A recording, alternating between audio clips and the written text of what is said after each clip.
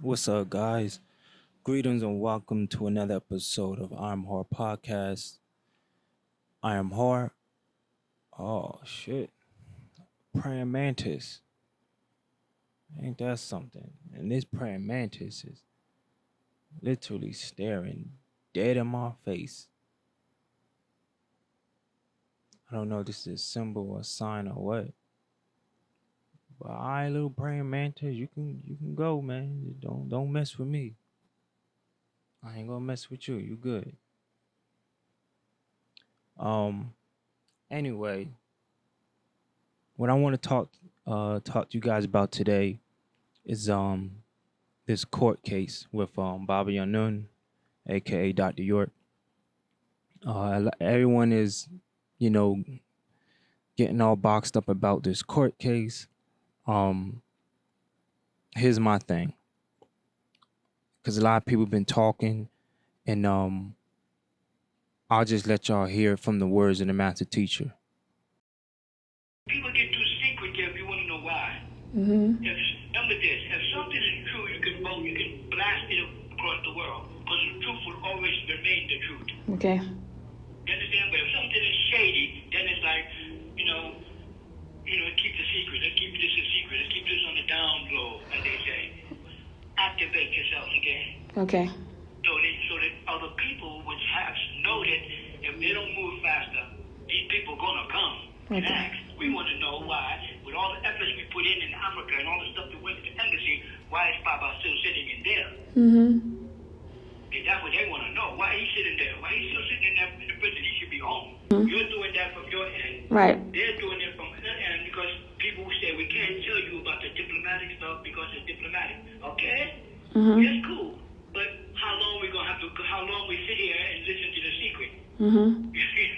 Because if it's something, whatever it is, it's done already. You told I got all the paperwork, I saw it, I got saw my passport, I got everything. Come on, what's going on? Mm-hmm. Because the legal teams will procrastinate Mm-hmm. in order to buy time. Right. That's what continuance are for. Let me get a continuance. Let me get a continuance. You know what I mean? Mm-hmm. And they don't, well, let me call them. Every time they call you, they charge you. Every time they visit you, they charge you. And Right. they'll keep on extending stuff out like that. Mm-hmm. You understand me? Yes. And it's like, cut the bullshit, man. Okay, so from hearing Baba's speak on it, um, first of all, when the master teacher said out his own mouth, every time there's something going on like this, there's always I can't. It's always secretive. He said, if it's secretive, it's a lie. If it's not secretive, then you know it's the truth because the truth always gets thrown out there, put out there.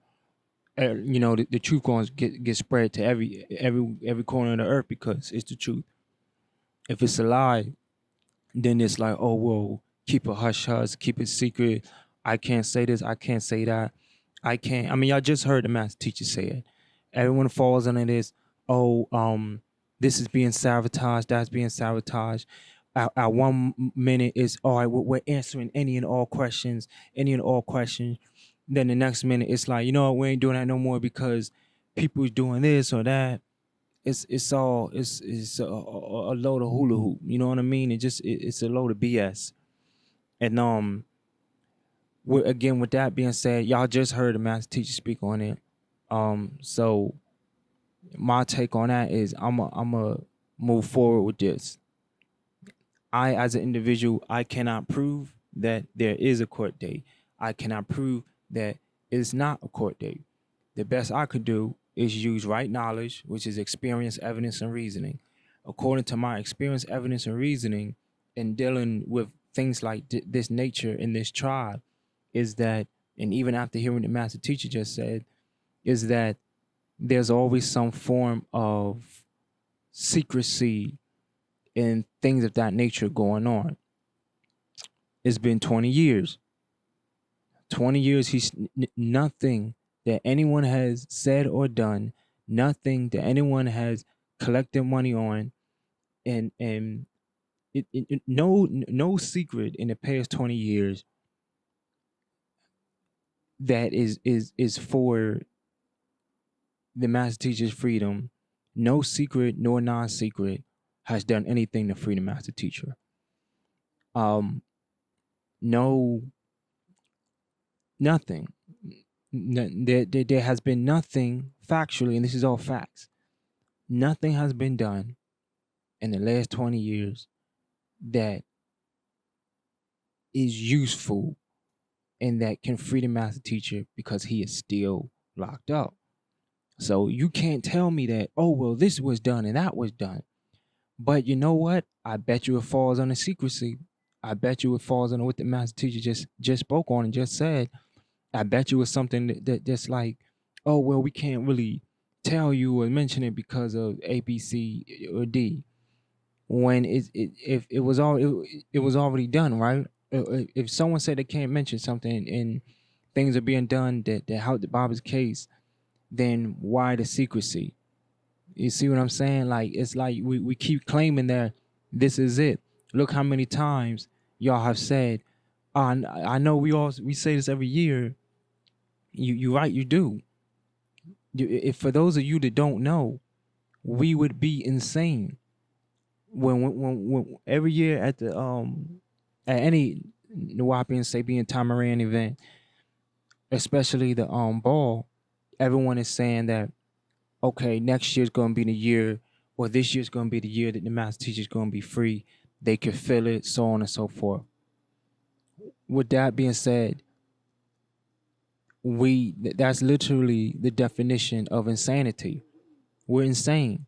And if you don't know what the definition of insanity is basically repeating the same thing over and over and over and expecting a different result. So what I'm saying is that we are showing to be insane. You know, we're moving like we're outside the realm of sanity. We're moving as if we are insane. And we just keep going down the same rabbit hole and repeating the same stuff over and over and over, and we just keep getting the same outcome. And it might seem so simple or corny, but it is not. And the master teacher has been giving us the key to his freedom, which is coming together in love and unity. Because you don't like someone, you don't want to come together in love and unity. I don't care if someone if someone lied or is lying, or even if the people that are responsible for putting the master teacher in jail, if they all came and said, hey, you know what, we want to come together in love and unity, even if they're fronting, even if they're lying, there ain't no denying love and unity. If they're coming with straight negative energy, if we're all coming together in love and unity, then that love and unity is going to overpower the lies. That love and unity is going to overpower the sneakiness. That love and unity is going to overpower the hate. They're not going to be able to do anything to stop us. But we doubt. It's doubt. Is I don't like this person. I don't like that person. These are the things that's hindering us. Because if we came together in truth, love, and unity, man, ain't nothing would be able to stop us. But because from the master teacher's own words, there are people that are they self-appointed themselves for unqualified positions, but y'all don't want to check those people. So if we came together in love and unity, then these people would not be in these positions of self-appointed positions of authority that they're not qualified for. And this is coming from the master teacher's words, not mine. If we came together, that energy would remove them from those positions. You don't want to give up your false position of authority. Same thing, we came together in love and unity, then these things wouldn't exist. You don't want to give up the money. You don't want to give up your control of funds or your control of these of false authority. These are all coming from the master teacher's words, not mine. So because your friend or friends has these self-appointed positions, and you want to be liked, you are afraid to be disliked, you are afraid to be someone in the tribe that people gave themselves these false position of authority. You're afraid to not be liked by them. You want to be liked too much. Everyone wants to be liked too much. But if we come together in love and unity, that wouldn't be an issue.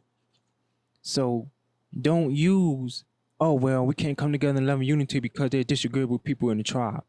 That's a load of hula hooping. That's BS. Because in the Black Devil book, the master teacher does say that even though some of these people might have the nature of a black devil, there ain't no getting rid of them. That nature is going to be in our tribe regardless. And those black devils, in the Black Devil book, it says that they're still the children of the Most High too. But you have to use your mind when you're dealing with them. You have to use your nine mind when you're dealing with them.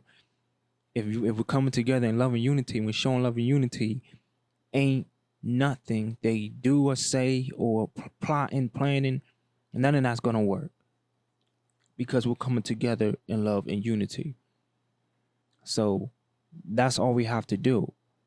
It's like y'all keep complaining about each other and people that you don't like. Stop wasting energy. What about feeding the forces and emotional energies and vibrational frequencies? You're constantly feeding these forces. You're constantly feeding these energy. So if you would switch it and feed the energy of love and unity, and feed the energy of the master teacher is going to be free, the master teacher, he's going to be free, then it would not be no issue. But because you want to focus on negativity, because you want to focus on the people that you don't like, the people that you have a problem with, or vice versa, and y'all just want to keep going back and forth, that's not helping the master teacher regardless. The other day, someone said to me, the people in our tribe are so religious that the master teacher would be walking down the stairs or about to fall from let's say he fell or something. Some of y'all so religious that y'all would look at the master teacher and say, oh, he's gonna levitate, he's Yanun, he has the power to do this or that, instead of helping the master teacher, or instead of praying and chanting and giving him that energy that he needs to be freed from the shackles, to be free from the jail. So if we would stop being so religious, if we would just come together in love and unity, the master teacher, even the 24/7 chant we did when we was in Athens, Baba Yanun said that the Natharu heard us. He said that they said, hold on a second, what's that sound? What's that sound? He said, what's that sound? That's what they were doing. They heard us. So why is it that why we're not doing the 24/7 or 24-hour chant? That's something that should be done all day, every day. That's something that should be done immediately. And stop telling people, oh, well, you do it. If I'm suggesting this, why is it that you can't say, oh, you know what, we all gonna do it? Come on. Because y'all like to say, oh, well, you do it, and you want to put responsibilities onto other people. Now I'm not afraid of that. I'll take on the responsibility. But another thing that we do in our tribe is when one does say, hey, listen, y'all, I got this idea or something like that, then someone's always saying, you do it, you put it together, you run it. But then when that individual does put it together and get things going or get the operation moving, then it's oh, such and such want to do their own thing. Oh, it wasn't approved. What wasn't approved? Coming together in love and unity to do your 24/7 chant like we did back in the day when Baba said that the Natharu heard us and our ancestors heard us, and I forget what it was, but he said something positive and agreeable happened because they heard us. So I'm trying to that got to get approved. I'm trying to do my own thing because of that. Nah, that's ego. That's ego. That's it's you and y'all's. We have a clique. We have a tribe within the tribe. This is a tribe within the tribe. We have the real tribe, which we're supposed to be, which people are trying to live in live out our way of life within the tribe. We're supposed to the do's and don'ts, the tribal rules. There are people that's trying to live the tribe. But within that tribe, you have a clique. You have groups of people. You have the I lived on Tamaray crew, and then you have the Ansar crew. So then you have the I lived on Tamaray police. That if you say that to me, the way I view it is, when Tamaray is home to anyone that say Bien or Nuapian. We're all Tamarayans. That's all supposed to be our land. I know there's certain things. I don't know. I don't know the requirements of what it took to live on Tamaray. But we all were there. If you didn't get a chance to spend a night there or a couple weeks there or even a day or a couple hours there, no offense, but it's like I feel sorry for you. I wish you could have experienced Tamaray, because Tamaray was beautiful. The water from the well we would get was one of the most amazing things, the best water I've ever tasted on this planet. I bet my bottom dollar that there's no water on this planet that beats that Tamaray water. We can't even come together in love and unity and make our own Tamaray water and sell that. But we beg for money every day. But that's what I mean. But going back to what I was saying before, it's all we're a clique. We're a tribe within the tribe. We got certain crews, and if you're not inside the I Lived on Tamaray crew, then you're an enemy of them. But at the same time, it was the people that lived on Tamaray that let Tamaray go anyway. So it's a whole bunch of back and forth and BS going on. Even when it comes to the master teacher's so-called court date. Again, I don't know if it was a court date, and I don't know if it was not a court date. I can't prove that it was, and I can't prove that it wasn't. But I know I've been doing my research to see if it was, because according to, I guess, naysayers, the master teacher said that it's up to us to do our research and find out if it was a court date, and we should be there, or we should have been there. So I'm just I got to do my due diligence.